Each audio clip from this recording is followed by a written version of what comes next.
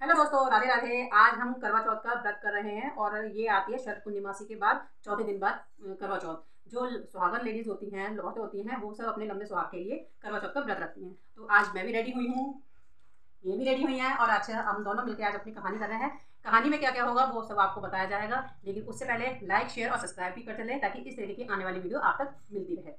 तो ये कहानी एक राजकुमारी की है जो जिसके 7 भाई थे और वो बड़ी ही लाडली थी अपने सातों भाई की।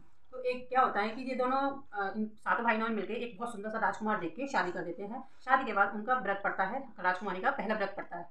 और उसमें क्या होता है, जब सातों भाई जब ये देखते हैं कि उनकी बहन भूखी है और बहुत ही भूखी लगती है क्योंकि उसे आदत नहीं होती खाना खाए न रहने की और उसे भूखा रहना पड़ता है, उस केस में क्या होता है कि सात के सात भाई खाना भी नहीं खाते हैं और वो दुखी भी होते हैं कि आज हमारी बहन ने आज सुबह से कुछ नहीं खाया है क्योंकि उसने करवा चौथ का व्रत रखा है। इसके ज़्यादा जानकारी भाइयों को नहीं होती है, इसलिए वो लोग सोचते हैं कि हमारी बहन भूखी ना रहे, तो वो लोग ना कुछ उपाय निकालते हैं जिससे कि उनकी बहन कुछ खा ले। व्रत करे कोई दिक्कत नहीं है, इसकी ज़्यादा जानकारी नहीं होती है, इसलिए वो ये सोचते हैं कि व्रत करे कोई दिक्कत नहीं है, लेकिन थोड़ा बहुत कुछ खा ले जैसे और व्रतों में होता है इस तरीके से। लेकिन करवा चौथ में क्या होता है कि कोई भी नहीं खाता है, इसलिए वो भाई दुखी होते हैं। तो क्या करते हैं, वो एक दिन बैठ के सारा राय मशवरा करते हैं साथ के साथ और सोचते हैं कि क्या करना चाहिए कि जिससे कि मेरी बहन कुछ खा ले। उनकी सोच गलत नहीं थी, लेकिन बस वो ये था कि टाइम ऐसा होता है जिसकी वजह से उनसे गलत हो जाता है। गलत क्या होता है कि वो शाम का जब टाइम आता है तो एक पेड़ जो आंगन में लगा होता है, आंगन से थोड़ा सा दूर होता है, उस पेड़ से वो एक दिया जलाते हैं चलनी से, उस दिए को दिखाते हैं और बहन से कहते हैं, दूसरा भाई जाता है, उससे भाई कहता है कि देख बहन चांद निकल आया है, तू अर्घ दे दे और अपना कुछ खा ले। तो क्या होता है, वो बहन अपने भाई पे भरोसा करती थी, उसे नहीं पता था कि उनका भाई इस तरीके से भी कुछ कर सकता है। तो वो जाते ही है, देखते हैं कि हाँ चाँद निकला। चाँद निकलने के बाद वो जिस तरीके से विधि विधान होता है कि जल को अर्घ देना, पूजा करना, वो सब अपनी चाँद की पूजा करके अपने घर आके खाना खाने बैठ जाती है।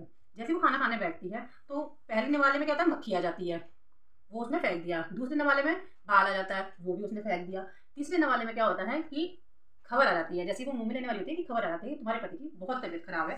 तो वो हड़बड़ाहट में वो खाना वहीं छोड़ के चली जाती है, लेकिन जैसे अपने पति के पास पहुंचती है तो देखती है कि उसका पति की बहुत तबीयत खराब है, या यूँ कह लीजिए आजकल की भाषा में कि कहते हैं कोमा में वो चला गया है, मरा नहीं था, कोमा में चला गया था।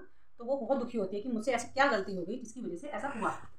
तो वो बहुत सोच विचार करती है, तो उसने एक माता जी आती हैं, वो बताती हैं कि बेटा कोई गलती तुमसे नहीं हुई है, तुम्हारे भाइयों से इस तरीके से जो उन्होंने चांद बना के चलनी में दीपक रखे तुम्हें चांद बना के दिखाया था, जिसकी वजह से तुमने अपना व्रत गलती से तोड़ लिया, लेकिन इसका भुगतान तुम नहीं करना पड़ेगा। अब क्या करना है, अब आप अपनी पति की सेवा करो और करवा चौथ की अगली करवा चौथ के लिए थोड़ा ध्यान रखना कि आपके भाई गलती कर दे, वो गलती आप अपनी आंखों से, जब तक अपनी आंखों से चांद ना देख लो, ऊपर तक ना आ जाए, तब तक जल मत चढ़ाना। जब वो माता जी में सारी चीज़ें समझा देती हैं, फिर उसके बाद वो चली जाती हैं। अब वो पूरे साल अपनी देवी कहते हैं पति की सेवा करती है, धीरे धीरे सेवा करती चली जाती हैं।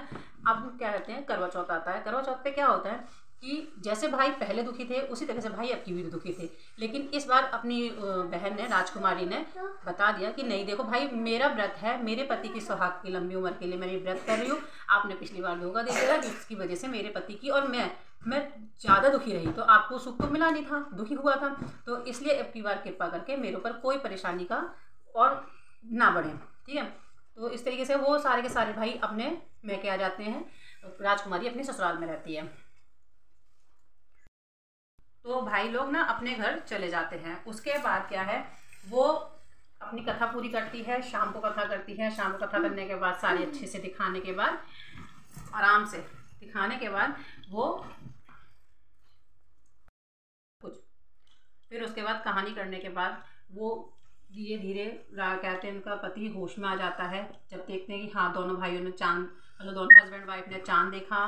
चांद देखने के बाद जल चढ़ाया, जल चढ़ाने के बाद दोनों ने कहते हैं पहले पति देव ने अपनी राजकुमारी को जल पिलाया, उसके बाद उन्होंने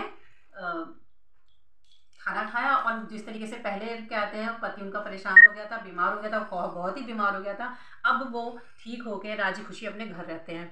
जिस तरीके से करवा चौथ माता ने उन्हें राजी खुशी अपने पति की उम्र बढ़ाने में मदद करी कि उम्र कैसे बढ़ानी होती है, उम्र के साथ साथ स्वास्थ्य भी ठीक रहना चाहिए, इसी तरीके से माता रानी हमारे लिए भी करें। और हम यही दुआ करते हैं हमारा भी सुहाग बड़ा हो, उम्र लंबी हो और स्वस्थ हो। जय करवा चौथ माता की। जिस तरीके से हमने ये कहानी सुनी है, इसी तरीके से इसमें और भी कहानियाँ होती हैं। एक आपको मैं अभी चुटकुला सुनाऊंगी। चुटकुले में क्या होता है, एक बार ना एक बुढ़िया होती है, वो घर में ना, उसके घर में तो बहुत ही गरीबी होती है, बहुत ही गरीबी होती है कि घर में खाने के लाले पड़ जाते हैं, इतनी गरीब होती है। लेकिन क्या, बहुत गरीब होती है लेकिन सेवा भाव उतना ही होता है जितना होना चाहिए। लेकिन क्या है, वो गरीब होने की वजह से ज़्यादा लोगों की सेवा नहीं कर सकती। एक बार क्या होता है, लक्ष्मी माता का रूप, गरीब का रूप रख के वो घूमती है और एक कटोरी में थोड़े से चावल और थोड़ा सा दूध लेके घूमती है और कहती है कि क्या है, कोई मेरे गरीब की खीर बना दे, कोई मेरे गरीब की खीर बना दे, मुझे खीर खाने का मन है। लेकिन सब लोग उसे बहुत, मतलब पूरे गाँव में घूमते हैं तो वो मना ही कर देते हैं।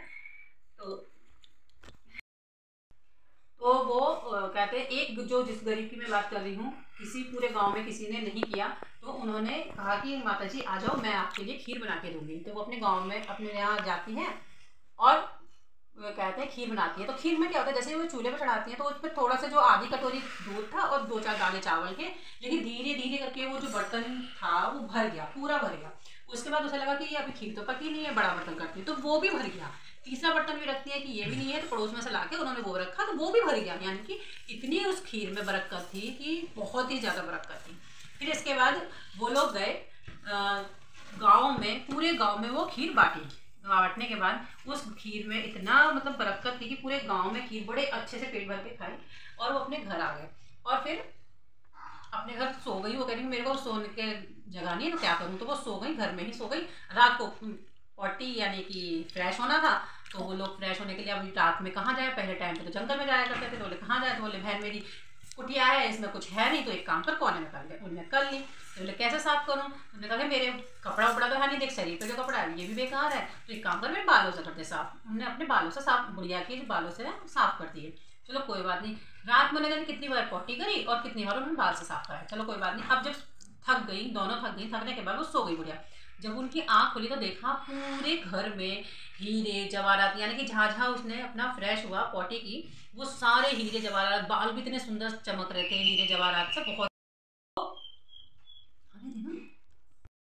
बहुत ही सुंदर लग रहा। अब उस बुढ़िया को देख के तो आस पड़ोस के मन के लोगों के मन में ना लालच आ गया। तो लक्ष्मी माता ने एक बार और इम्तहान लेने की कोशिश की कि चलो अब देखती हूँ कि इस गांव में अब क्या होता है। तो वो लोग क्या करा कि वही बुढ़िया दोबारा से आई, एक कटोरी में चावल और थोड़ा सा खीर लेके आई।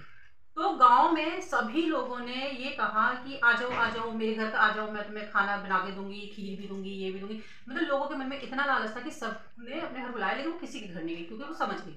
चलो कोई बात नहीं, वो 1-2 लोगों के गई नहीं, तो उसमें वही जो पुरानी बुढ़िया के में किया, तो उनके यहाँ भी वही किया कि चलो पॉटी कर ली। पॉटी करने के बाद उन्होंने कहा कि मेरे सिर में साफ पहुँच दो, उन्होंने पहुँच भी दिया। उसके बाद जब अगले दिन जब वो उठी थकान, मतलब की पॉटी करे, तो देखा पूरे घर में पॉटी और बालों में भी पॉटी, इतनी गंदगी की बदबू आ रही थी। तो इससे एक चीज़ की सबक मिलती है कि मन में कभी लालच नहीं करना चाहिए और जो जैसा है उतने में ही खुश रहना चाहिए। लक्ष्मी माता हमेशा सेवा भाव रखना चाहिए, लक्ष्मी माता उसी पे ही खुश होती हैं। तो जो हमारी करवा चौथ की कहानी है उसके साथ एक ये कहानी भी है, प्लीज़ आप इसको भी सुने हैं। इसी चीज़ को आगे भी ध्यान रखें कि लालच करें लेकिन उतना करें जितनी आपको ज़रूरत है। ऐसा नहीं है लालच नहीं करना चाहिए, हम भी देखें लालची हैं, इसलिए आपसे कह रहे हैं लाइक शेयर और सब्सक्राइब कीजिए ताकि हम इसी तरीके के आने वाली वीडियो आपको जल्दी जल्दी पहुँचाते रहें। राधे राधे।